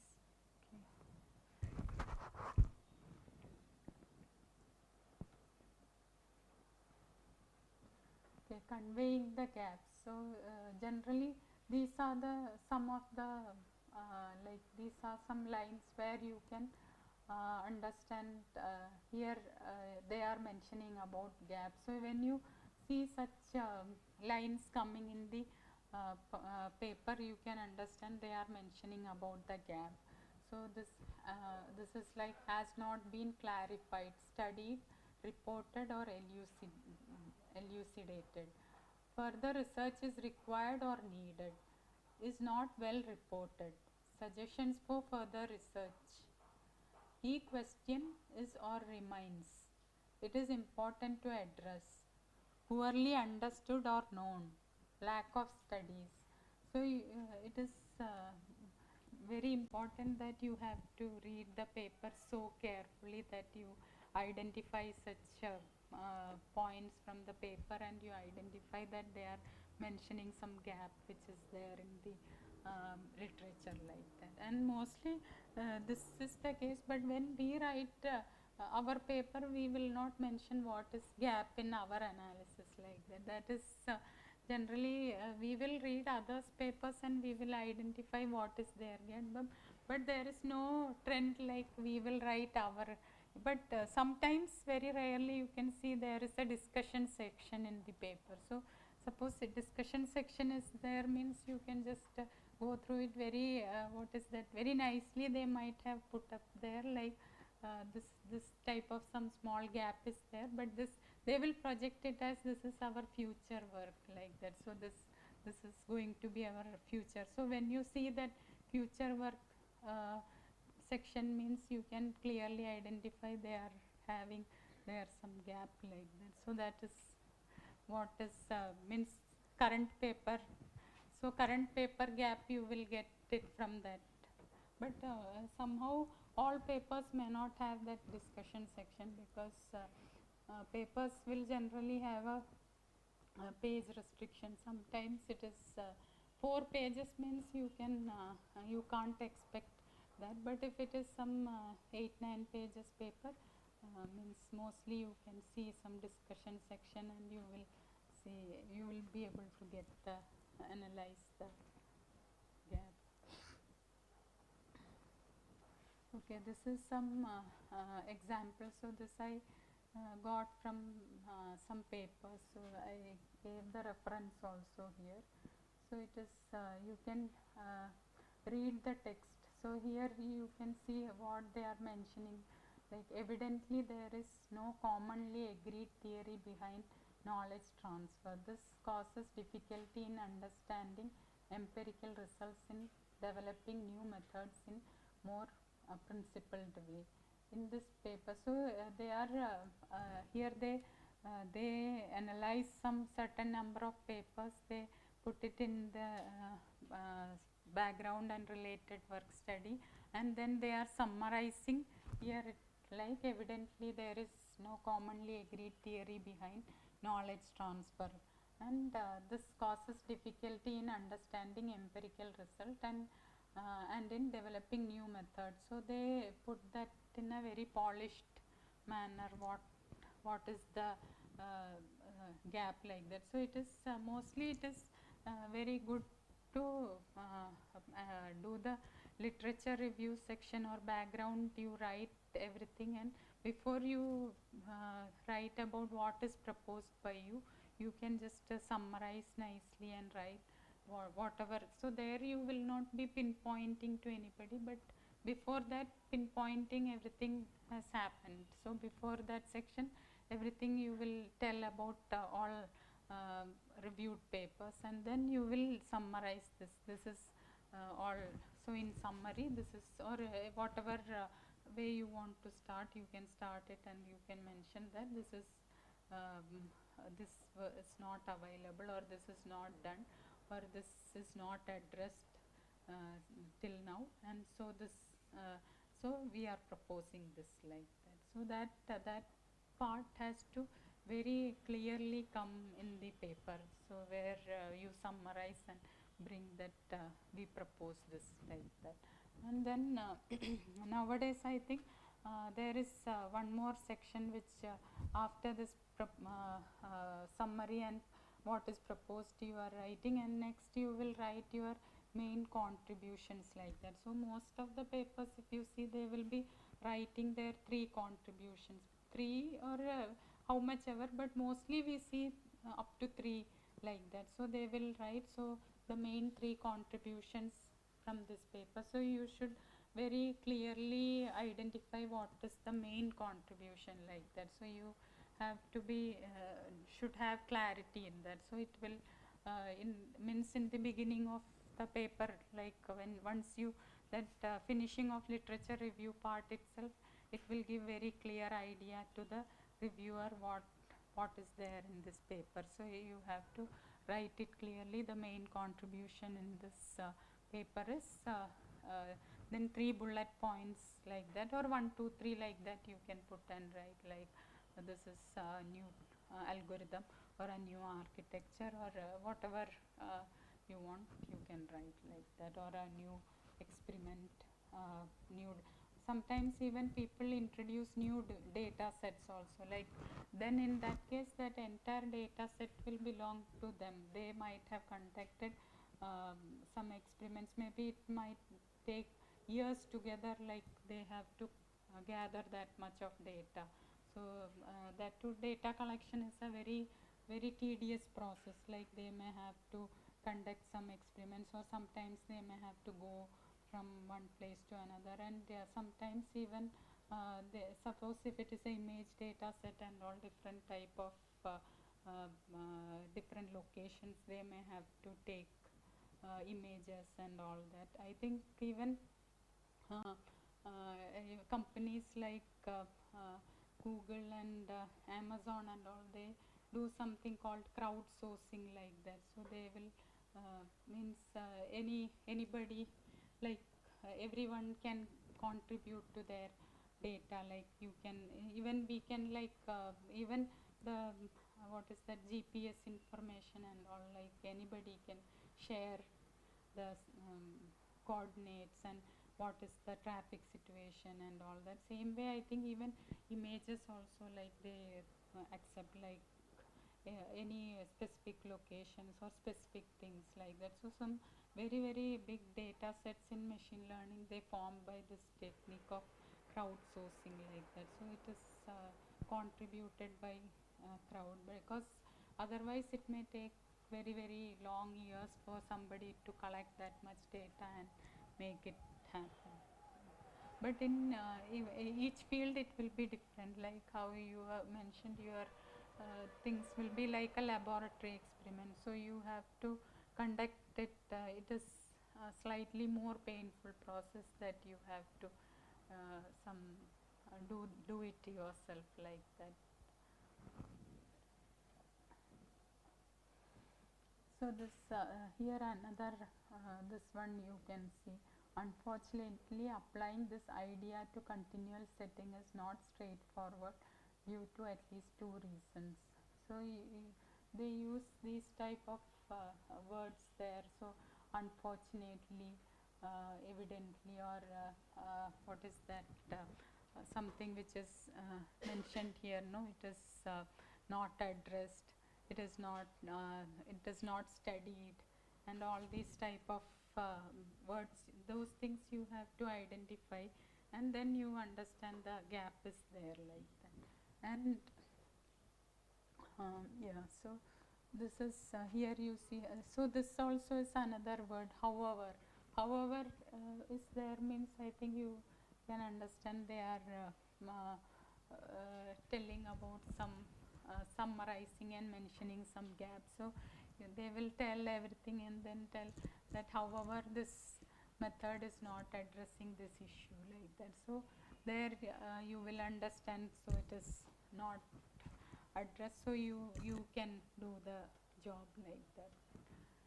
The This one, the area of continual learning still deserves in-depth study because the vast majority of existing approaches are fully supervised algorithms, limiting their applications in the scarcity of labeled samples. So again here you can see the gap they are mentioning. So every paper you have to go carefully, and surely you will find some point where they might have mentioned already existing whatever gap is there, but generally, as I told you, they may not, they will project on their contribution but not on their gap, though, so that you have to identify. Or you, another method is you can just check for some other papers which referred this particular paper, and then you can find what is could be the gap. That is okay, so that is a good method, because when you refer to some of the papers which is already citing that particular paper, then you will be able to confirm whatever gap is there. So what you might have seen same thing only is others are also. So you cannot write a very different thing that is there. Suppose somebody is telling this method is not good for this data set, means that is the gap. Then you cannot write something which is totally different from that, like that. So it is again it is like you are contradicting that. So you have to suppose even if you have some finding like that, you have to polish it in some way and put it there, that this is what. And it is more like it is how you project and how you package your things, like that.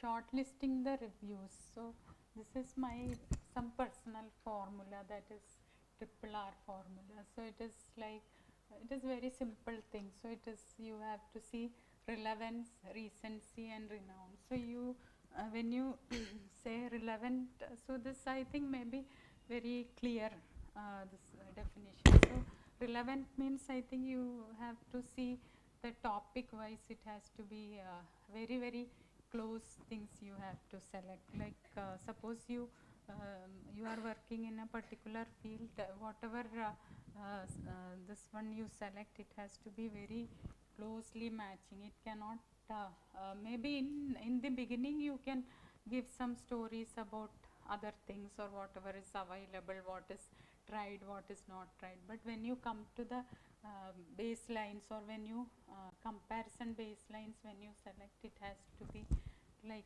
very close relatives, like that. It cannot be very different. Then another thing is recency. So you have to select very recent papers. So if you select some papers which are not recent, so if suppose some papers are old, then I think it gives impression to the reviewer that it is the work is not up to date, like that, because it looks like already a lot of work has progressed. And so it is suppose if today I write a paper, I think I should give reference of 2020, 21, 22, all these type of papers as you can refer from for writing your literature review or background.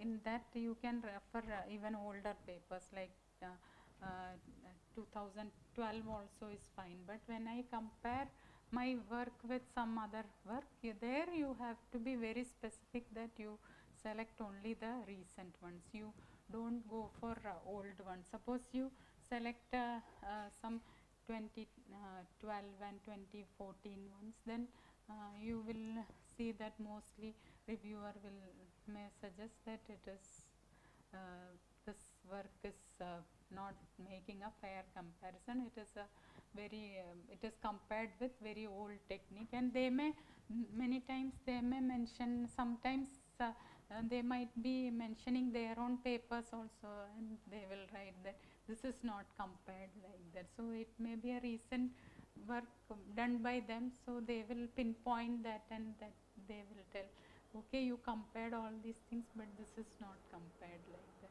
So that can happen anytime, but at least then in that case you will be justified in telling that, okay, this is not done, but not compared, but you are comparing with other ones like that, other very recent ones like that. So you have to select always very recent papers, and only I think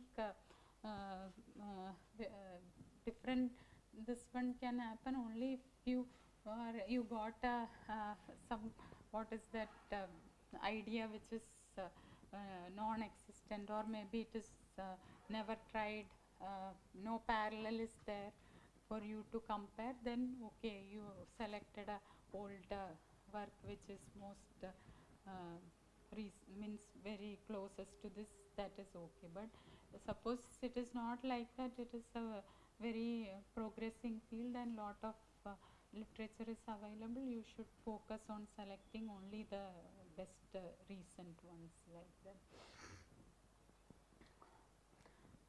And that in that actually Google Scholar, if you use, it will be very helpful, like you can search for papers from 2020 onwards, or 2021, like that, very recent ones you can pick up like that. And you should target on always the what is that papers which you select for comparison. You from your side you should pick up the best papers like that, should be the you may be working in a particular field, so you will know which is the best paper in the best conference, best journal, so that should be your compare, because nowadays even these type of conferences are all very common, so sometimes even there may be many local conferences happening very what is that, in only in some Bangalore itself it may be there, or some other place within India, very small setup, they may conduct so many workshops and conferences, and also sometimes it may happen that those papers may not be referred much like that. So if you select such papers, then it will bring down the weight, what is that weightage, or maybe the importance for your this one. So when you and you are mostly, you should always go for papers which are published in very good conferences and reputed journals like that, so you can see the impact factor. So how the impact factor of these journals and conferences, you should select very high impact factor like that. And you should even send it to, also say you should, when you select for sending your paper, you should select very good conferences and journals, because if you send it to some low standard ones, then it will bring down your that what is that research whatever value associated with your profile or all that will come down. So you should always try to send it to very good quality conferences, and it will be nowadays everywhere so many conferences are there, so you can just Google and find wherever it is going to happen. And maybe in the initial part of your, if you are doing a PhD, in the my suggestion is personally like you should focus on sending to conferences at least in the beginning of your research, because conferences, one advantage is that it is very fast, like you send it maybe if today is my one deadline, if I send it, maybe in another 2 months I will come to know what is the result, like what is their the outcome of my paper like that. So like if it is not accepted, then again I will have the chance, and I will get the review comments from the first venue wherever I send. So those review comments, you have to give good weightage and value to the review comment, and you have to modify your paper. Like sometimes it could be a very simple things could be there, like there may be something like writing style is not good, or it is not conveyed, or something like that. So those things and all very easy to correct, and you can just do that. And sometimes it can be even like some experiment is done on something and something is not done, like that. So then I think you can try that if it is possible to do such type of an experiment, and it can make your paper strong, means you should not miss out on that. You should try that and make that changes, because when you get the review, it is you will be sending to a different conference now, but when you incorporate those changes in your paper, it will make your paper very strong, like that. And yeah, so nowadays I think one more, this one is there called rebuttal, like that. How many of you know about that? In conferences, something called rebuttal. So anybody heard about it? Okay, so rebuttal is like it is not the actual outcome of the conference. It will be like a intermediate outcome, like that. So if it is like they are giving the authors one more chance, like they may give a intermediate feedback. So it will be like maybe there may be suppose 5 this one reject, borderline reject, or some accept, borderline accept, like that. Some 5 categories are there. They may put it in one of the category, like maybe it is in borderline reject, and then they will send the reviewers suggestions, or maybe what is there, this one. So they may write like what is plus, positive, what is negative about the paper, and sometimes they may mention like if this is done, if this particular experiment is also incorporated, I am ready to increase the points, like that. So in that case, if it is and they will give a opportunity to write a reply to them, like in one it is not like a very big reply, it may be like 1 page or something like that. So we can particularly address each reviewer's comment, like okay, this is what you mentioned in the review comment, and I have made this change.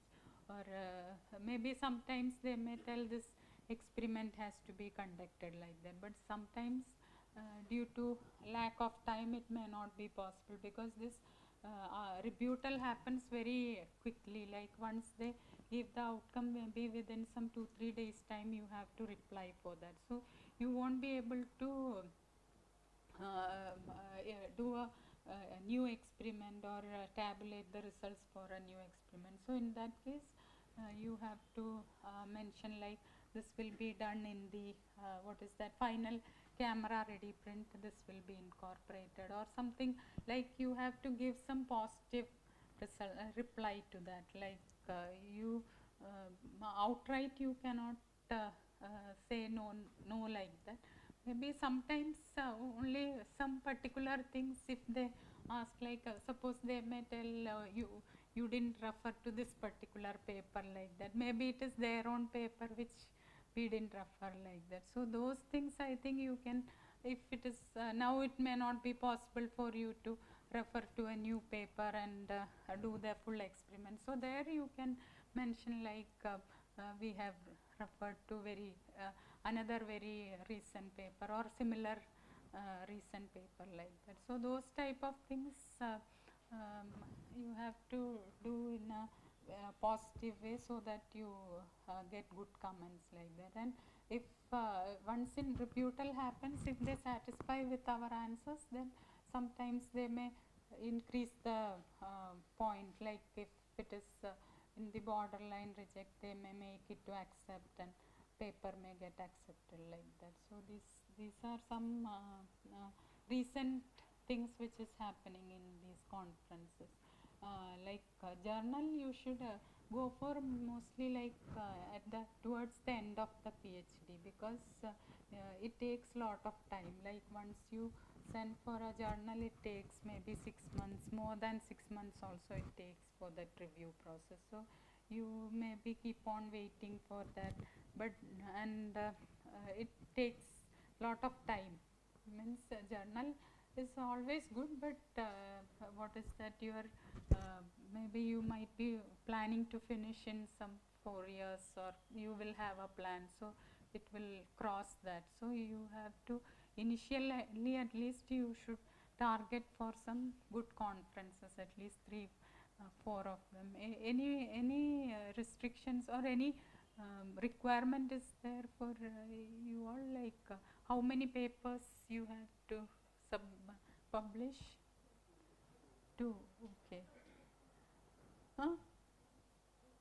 2, okay, that is at least good. Otherwise I think sometimes even it may be 4 5 papers, means it is very difficult. So it is it's like you have to target journal towards end, so that by the time you start writing your thesis report and all, your that publication for journal goes, and it can take maybe another 6 months. You are relaxed, you are finishing your PhD, and after that, if it outcome is positive or negative, again you can look for another journal, or mostly it may get by that time you also might have learned all the what is that techniques, means how to do your packaging very well, like that it gets accepted. So that